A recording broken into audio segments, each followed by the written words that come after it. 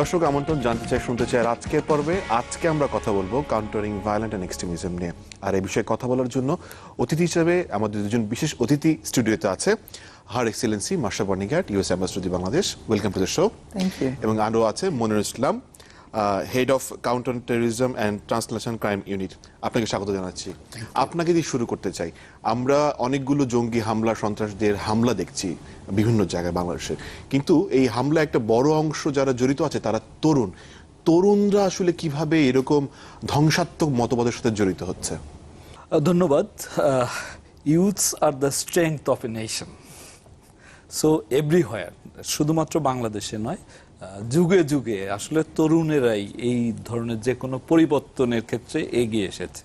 আমরা যদি বাংলাদেশে ফার্স্ট ওয়েভ অফ টেরোরিজম যেটা started just after liberation war, so called Maoist, প্রথমত এদের ইমোশন বেশি থাকে, তারা চেঞ্জের পক্ষে খুব ডেসপারেটলি কাজ করার জন্য, তারা যেহেতু তাদের ওইরকম আন্ডারস্ট্যান্ডিং ম্যাচিউরিটিও আসে না, ফলে খুব সহজেই তাদেরকে মোটিভেট করা সম্ভব হয়।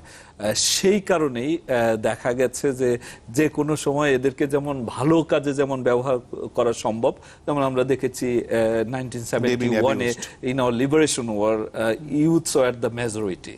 তো সেই ক্ষেত্রে ফ্রিডম ফাইটার্স হিসেবে তারা যেমন মেজরিটি ছিলেন, আবার দেখা গেছে যে এখন যখন শুধুমাত্র বাংলাদেশে নয়, terrorism is a global phenomenon, এবং এইটার ক্ষেত্রেও দেখা যাচ্ছে এভরিহোয়ার। কিভাবে তাদেরকে মিসগাইড করা হচ্ছে? How been they really misguided? প্রথমত তারা টার্গেট করে ভালনারেবল তরুণ, যারা ভালনারেবল, হয়তো ফ্যামিলি, ডিটাচড ফ্রম ফ্যামিলি অথবা ফ্যামিলিতে আছে, বাট ওইভাবে মেন্টালি আসলে অ্যাটাচমেন্টটা ফ্যামিলির সাথে নাই। তারপরে অন্যান্য ক্ষেত্রে হতে পারে, যেমন তার বন্ধু বান্ধবের ক্ষেত্রে, আবার স্কুল বা কলেজে তার লেখাপড়ার ক্ষেত্রে হয়তো সে এগোতে পারছে না, তো এক ধরনের ফ্রাস্ট্রেশন আছে। আবার ইকোনমিক কারণেও হতে পারে। আবার তার যে আধুনিক জীবনযাপনের যে অনুষঙ্গগুলো, সেই চাহিদার সাথে অনেক সময় তাল মেলাতে পারছে না, ফ্যামিলি এটা যোগান দিতে পারছে না।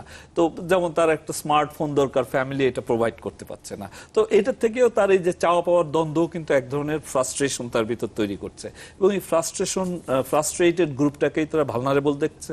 এবং আরেকটা আমরা দেখেছি এই রিসেন্ট ফেনোমেননে, যাদের মানে lack of knowledge about religion এবং সোসাইটি, তারপরে সোশ্যাল সায়েন্স সম্পর্কে যাদের কোনো ধারণা নাই, যাদের কালচার সম্পর্কে ধারণা নাই, হিস্ট্রি সম্পর্কে ধারণা নাই, এরা ভালনারেবল গ্রুপ হিসাবে আমরা দেখছি। এবং খুব সহজেই তাদেরকে ধর্মের কথা বলে, যেহেতু তার ধর্ম সম্পর্কে তেমন কোনো, রিলিজিয়ন সম্পর্কে তার তেমন কোনো ধারণা নাই, ফলে তাকে একটা মানে খুব সহজেই ভুল ব্যাখ্যা দিয়ে, বিকৃত ব্যাখ্যা দিয়ে, শর্টকাট ওয়েতে তার, ঠিক আছে, ইহজগতে তার মানে তার ওই জায়গাটায় তার ঈপ্সিত লক্ষ্যে সে পৌঁছতে পারছে না, পারলৌকিক জগতে অর্থাৎ মরার পর তার যদি সে সো-কল্ড শহীদ হয়ে যায়, মার্টারডম সে যদি অ্যাচিভ করতে পারে, সে directly will go to heaven, directly without any the way of misguiding. Yes, Excellency, as Monir been saying that there are a lot of way to misguide these youths. Maybe they have some financial crisis, they have some they don't have a better understanding of culture, society, sociology, and the whole thing. And that's why the young people, especially in Bangladesh and around the world, they've been misguided and they became part of the militancy. What's your observation? Well, I have to say, I agree entirely with Monirul's assessment. I would add one other fundamental thing that makes our youth around the world so vulnerable. What do you do as a young person? You're learning to separate from your parents and find your own place in the world. That means, by definition, you're questioning everything, including yourself, your purpose. You want answers. You want to change things. I mean, think back to your own youth, how impatient we were with the world that we saw. For the vast majority of young people, they find their way. They pursue an education. They pursue work. They take care of parents. But for that small minority, the path that they find is an ideology riddled with lies. And it answers the questions for them, and so that's the path they follow. I really want to emphasize that there's a really thin line it's up to us, as a society, to provide positive outlets for our youth. You were talking about participation of youth in 1971. Same for the language movement. Right. It was the young people of this country found a passion and pursued it. And it was a positive, even though it was a dangerous one for so many people. So I think in this sense, we need to look at how people become radicalized, not only as somehow being disjointed, being far away from home, being disaffected, all of those things are absolutely right, but also to recognize that it is a natural part of a youth's behavior to look to be a hero, of their own story. Who's going to provide that opportunity for them? For everyone who takes a radical path, each one of us deserves a little bit of the blame for not catching them along the way and pulling them back. Right. So, both of you, the question is to both of you, that don't you think that internet, the free access to this word internet, is one of the major causes? Because I can watch anything on Facebook, on Twitter, on YouTube, or anything that might create some feeling that yes, I have to be that part, be the jihadi kind of belief. What do you think, Excellency? I think the internet is a tool, not a cause. Okay. I think people are drawn to... Most used tool? Sorry? Is it the most used tool? What do you think? I'm not sure. My thinking is evolving, and I think everyone's is. I should hasten to add. You're right. There is so much available on the internet, and social media in particular, and people seem to be drawn to the negative. But I know a lot of people who find good news stories, who find outlets, who find a way to express themselves positively on the internet. But I think what happens is someone who's already disgruntled, someone who's already looking to do something, can easily be drawn in, perhaps first by a relative or somebody they meet or somebody who seeks them out. And I think more often than not, they're pointed towards the internet. And they find the sites. And then, of course, the other insidious thing about the internet is that it finds us. There's been a lot of debate about whether transnational terrorists are present in any of our countries. I think the answer is yes, not because they're here and they've set up a physical office, but because they can reach right into your child's bedroom, right onto your own internet, your own computer, and put things before you. Now, as adults, especially as educated adults, we can see very quickly when something is subversive or something is a lie. But for somebody young and searching, who's already questioning, right? It is unfortunately there for the taking. Monirul Islam, আপনি কি মনে করছেন যে এখানে যে তরুণরা how they get involved with such thing, internet is playing a major role? In fact, there is no single cause. Okay. Internet, of course, I agree with Her Excellency, it is a tool. It is not the cause. Because ইন্টারনেটকে আমরা কিভাবে use করতে দেখছি এদের ইউথসরা কিন্তু ইন্টারনেটে কেউ কেউ just কিছু রেডিক্যাল আইডিয়াটা পাচ্ছে, তাও তাকে কেউ না কেউ বলে দিচ্ছে যে অমুক ওয়েবসাইটে ঢুকলে বা এই ভিডিওটা দেখলে এখানে ক্লিক করলে ইউ উইল গেট সামথিং। এরপরে সে ওটা দেখছে, দেখার পরে শুধুমাত্র ইন্টারনেট দেখে কেউ টেরোরিস্ট বা ভায়োলেন্ট এক্সট্রিমিস্ট হয়েছে এরকম আমরা পাইনি। দেখা গেছে যে সে ওটা দিয়ে কিছুটা রেডিকালাইজড হয় এবং একটা পর্যায়ে তারা ওয়ান টু ওয়ান কমিউনিকেশনে চলে আসে। প্রথমে একটা ভাস্ট ইয়েতে সোশ্যাল মিডিয়াতে একটা ভাস্ট অ্যারেনাতে এরা হয়তো ব্রাউজ করছে, কিছু আইডিয়া নিচ্ছে, তারপর একটা পর্যায়ে তার রিক্রুটার তাকে সরাসরি নক করে।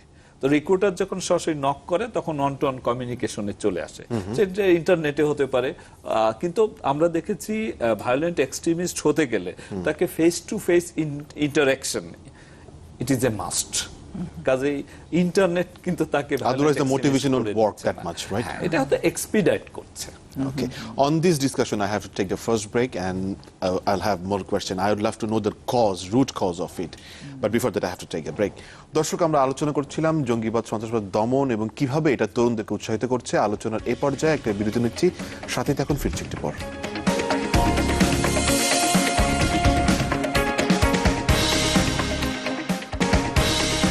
আমন্ত্রণ আরো একবার জানতে চাই শুনতে চাই আজকের পর্বে কথা বলছিলাম কাউন্টারিং ভায়োলেন্ট অ্যান্ড এক্সট্রিমিজম নিয়ে Excellency and Mr. Monirul Islam, I have one question to ask both of you. What is the really root cause you find? I want to know both of your observation. Yes. I would say that for people who go searching and believe that either their aspirations can't be met or that they decide along the way that there's no other choice but violence is really the root cause. So things like not being able to express your opinion, not being able to find a positive outlet for your energy and your desire to change things, I think are very powerful root causes. The desire is there. How does it come out? Some people say that the violence permeating our popular culture these days plays a role. Other people say, video games have desensitized people to violence. But I think at its root cause is somebody who's frustrated. And why are they frustrated? If they feel they cannot speak, if their voice is drowned out, if they feel, the worst thing we can do is not allow somebody to express themselves. They can't do it violently, but if they can express even, opposing opinions to our governments, to our culture, to our society, and those things can be debated, that is a real natural immunity system for a society. When people aren't allowed to express those things outwardly, they don't stop thinking them. It just drives their frustration and their expression underground, and sometimes that then erupts into violence. আপনি কি মনে করেন? Thank you. I agree with her. Since we are working with these terrorist groups in Bangladesh, এখানে যাদেরকে আমরা দেখছি তারা সবাই মানে মূলত সুন্নি মুসলমান। তো আবার আমরা যদি আইএস এর কথা চিন্তা করি, ইরাক সিরিয়াতে ফরেন টেররিস্ট ফাইটার্স হিসাবে সবচেয়ে বেশি যোগদান করেছে আসলে তিউনিসিয়া থেকে সম্ভবত। কারণ হলো তারা একটা সুন্নিদের একটা সংগঠন হিসাবে এটা। তো মধ্যপ্রাচ্যে এই সমস্যাটা আছে, শিয়া সুন্নি বা sectarian debate, even Pakistan. But বাংলাদেশে এখানে officially 89% people are Muslims. So এখানে sense of deprivation is absent here. So what is there? So they have some perceived sense of deprivation that some of their colleagues they are tortured or killed in India. So it is their duty. Yes, they think that it is their duty to kill all Hindus. Or someone is tortured in Myanmar. They think that we should kill all Buddhists. So tara mone kore je tara deprived. Musliman হিসেবে তারা deprived, so it is their duty to kill those who are from other religion. And মুসলিমদের ভিতরেও যারা শিয়া অথবা যারা হয়তো একটা philosophical idea সুফিজমে বিশ্বাস করে, তাদেরকেও তারা শত্রু মনে করে। কালচার সম্পর্কে, আমাদের এই যে সাহিত্য সংস্কৃতি, এগুলো সম্পর্কে যাদের ধারণা কম, তারা বেশি মাত্রায় আসলে তাদের বেশি সংখ্যায় তারা রেডিকালাইজড হচ্ছে। এখানে people from two classes, one is elite class, English medium background, they do not practice our culture, our history, এবং তারা দেশের সাথে, মাতৃভূমির সাথে স্বদেশ প্রেম বলেন, দেশপ্রেম বলেন, এগুলো এই বিষয়গুলোর সাথে কিন্তু তারা ইউজ টু নট কানেক্টেড। হ্যাঁ, তো ফলে এরা সহজে কিন্তু হচ্ছে। আরেকটা হলো মাদ্রাসা, এক্সট্রিম পুর, তারাও কিন্তু এই মূল কালচার থেকে তারা একটু বিচ্ছিন্ন, detach. So the extreme rich and the extreme poor and the people from that societies, they get used to it thing. Yes. But before getting to another debate, I have a question to both of you. Do you believe the presence of ISIS is here, to both of you, or not? In the sense that ISIS reaches into the culture through the internet, I think ISIS exists around the world today. I think it's the influence and the warped ideology that reaches everywhere. Again, you can access it, you can go find it on the internet, and sometimes the internet can find you. And if that causes people, if that influences somebody to act violently, Take the shooter in Orlando, who after the fact or during the attack decided to credit ISIS. That put ISIS right there in that room at that time. আপনি কি মনে করেন? Well, আমরা যাদেরকে দেখছি যারা ISIS বলে কেউ কেউ ধারণা করছেন তারা from Jamayatul Mujahideen Bangladesh, and Jamayatul Mujahideen was created in 1998 before the emergence of, before the birth of ISIS. But the ideology, both terrorist outfits, that is Ansar al-Islam and Jamayatul Mujahideen, it is foreign.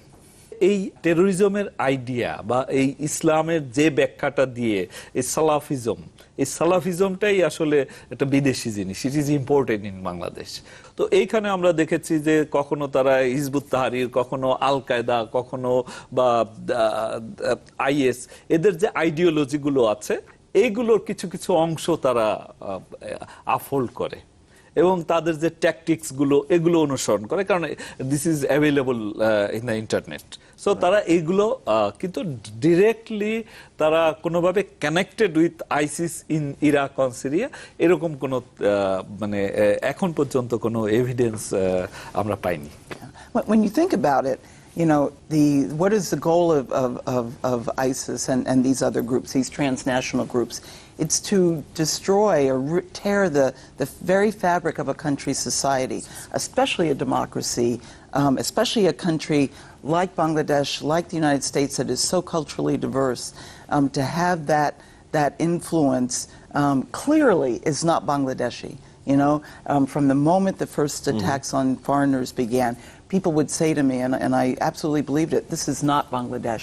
This is not what Bangladeshis do. This is an outside influence trying to destroy what is at the heart of actually being Bangladeshi. Right. Now we see the suicidal attacks. I mean, why is that happening? Or it's a new phenomenon? What do you think, Munir bhai? The blast near the airport, that was not suicidal in nature. That was accidental. That is, he was carrying the bombs to...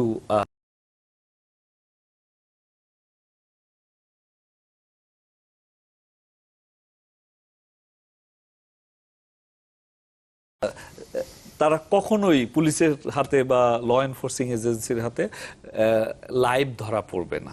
এখন তাদের মোটিভেশনটা is like that well, তুমি যখন আক্রান্ত হবা try করবা যে তুমি পালিয়ে যেতে পারো। হ্যাঁ, না পালিয়ে যাবে। Second thing, that kill yourself with some of the তাগুত forces, that is law enforcing agency. Okay. যারা তাদেরকে ধরতে যায় তাদেরকে সহ মারা যাবে। আর সেটা যদি না পারো,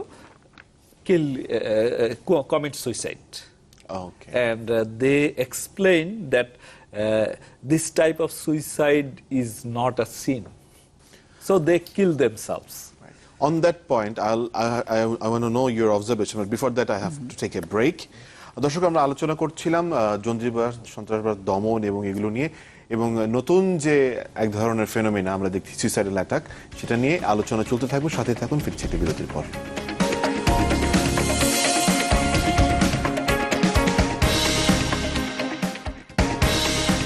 আমন্ত্রণ আরো একবার জানতে চাই, শুনতে চাই আজকের পর্ব। Excellency, before the break we been discussing that the phenomenon of new attacks, and I want to know your observation and also how to overcome with such situations. Right.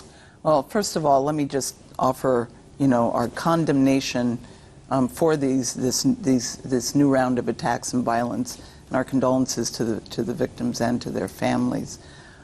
I think it's fair to say that, again, when you look at the global nature of terrorism, that there is, I think as Monroe pointed out, information being shared across borders, across cultures. And so if suicide, if vests that people use to blow themselves up are being used elsewhere, we're seeing them here. The excellent work of the police has uncovered a lot of explosives and vests, and we've seen them used on people. People use them. And so I think what's really important here is to focus on the fact that these means are thwarted and that information is uncovered in advance to prevent these attacks. Once someone dons a vest, as we've seen, they're not likely to come out of it alive, and anyone who is in their proximity, chances are, won't either. Same for the attackers. We know now that they don't intend to take hostages, they don't negotiate, and so we as governments need to do our best to share the information. I often talk about Bangladesh being part of what is now an international crime scene. Information discovered on an attacker's telephone in Dhaka may lead us to the next plot of an attack in Paris or in Chicago, for that matter. So the extent to which we're sharing information, joining forces in the investigation, and building that body of knowledge, the better off each of us, each of our governments will be to fighting the next attack, or preventing, better yet, the next attack from occurring. What is certain is we cannot do it as countries individually. Or we can't do it very well. Right. So what are the offers you have for the Bangladesh and as for Moinul Islam, because they're on the field? Right. Well, I would divide it into two categories. I really appreciate that you're focusing on countering violent extremism in this segment, because that is the real key. A good part of the cooperation and assistance we've been providing to Bangladesh for years now falls into the classic countering terrorism category. This is, training police, training the specialized squads like the SWAT team and the bomb squad to do what they do best, is investigate, intervene, capture, all of those skills. And we will continue to do that. We've been in prolonged discussions, not only with Bangladesh government. Another piece, that I want to emphasize, and this is a really hard piece for all of us, not just Bangladesh, but for every country fighting terrorism, is working on making sure that there is a de-radicalization program. And the government has programs, but much more impressively, in my opinion, communities here are doing all sorts of things, working together. The Ministry of Education is reintroducing patriotic songs and aspects of history that, again, make sure that fabric is knit together, not torn apart. I don't know of any other country in the world where 100,000 clerics and scholars have come together to issue a fatwa, outlining the proper reading of the Holy Quran. These are really powerful. The last piece that I would emphasize is the judicial piece. Every time, as Monirul said, a terrorist is killed in action, I mean, that is a win for the law enforcement, but unfortunately it's also a win for the terrorists. That's what they've been promised, is martyrdom. I heard an academic say, and I think this is so powerful, the best thing you can do is to be able to capture a terrorist, not always possible, I recognize, but to capture that terrorist and put them before a judge and jury of their peers, have them found guilty in a democratic system, in a judicial process, and have them face punishment, whatever that punishment would be. That shows the strength of the very system they're trying to Is that possible really when you are in the field? Because you have recent experience. What is your observation? Sometimes it is possible, and we catch terrorists alive and interview them. But operations like the one you did in Sylhet, in Moulobibazar? We always try to capture them alive, but sometimes we can, sometimes we don't. We can't. So we have to accept the reality, as she has rightly pointed out, that sometimes it is impossible. আমরা যেমন last যে অপারেশনসগুলো করলাম একেবারে সর্বশেষ মুহূর্তে, I was present there, and we tried to pursue them to surrender. Right. এবং যেটা আমরা আশকোনায় করতে পেরেছি, আশকোনায় শেষ পর্যন্ত মানে ওদের ডিমান্ড ছিল যে আমাকে প্রমিস করতে হবে, এবং আমি একটা পর্যায়ে আমি প্রমিস করলাম, আমি সামনে গিয়ে আমাকে I put off my helmet, they recognized me, and I promised that, well, we will ensure justice. Nothing, no harm will be done to you. Yes. If you go without your helmet or something, the protection you have when you're in the field, you may be killed, right? Yes, yes. So the threat remains. Excellency, you want to say something? Yeah, no, I was just going to add, clearly, it's a life or death situation once there's a confrontation. But every time you do manage to make an arrest, it not only, going back to that preventing violent extremism, every time somebody sees that the judicial process can work, that someone who surrenders can be handled fairly in the process, then that sends a signal to all of those citizens who are wondering if they too will be treated fairly. And keep in mind, it's that small percentage who might become violent because they think there is no fairness in society. It sends a very powerful message that, no, this democratic process works, and it can work for me. In the same way that community policing is turning out to be such a powerful tool, where citizens come to the police and share information or share it anonymously. It makes them participants in a process that increases the confidence of... So last question, do you think the Bangladesh government and the law enforcement people there on the right track combating terrorism properly? I would say that all of us, not just the Bangladesh government and law enforcement, need to do more and need to do it better. We are fighting very agile, very well-funded, very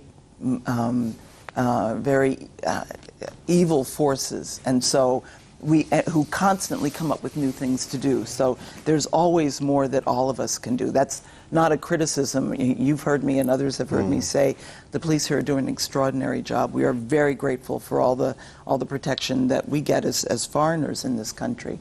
But there's always more to do. There's always more we can cooperate on. There's more that forces can do to cooperate together. The U.S. learned that the hard way in the wake of 9/11. So I would say it's our jobs as governments to continue to look for ways to improve. And Mr. Monirul Islam, what is your expectations from the friends? Well, I would like to express our heartfelt gratitude to U.S. government because even before the creation of CTTC, they were with us. They had helped us in building our capacity. SWAT was trained and equipped by them. Bomb disposal unit, they are working excellently. They were also trained and equipped by U.S. government, and we have continuous engagement, partnership. They are working relentlessly to build our capacity to fight against this common enemy. So আমাদের যে engagement আছে, and of course we are also in sharing intelligence.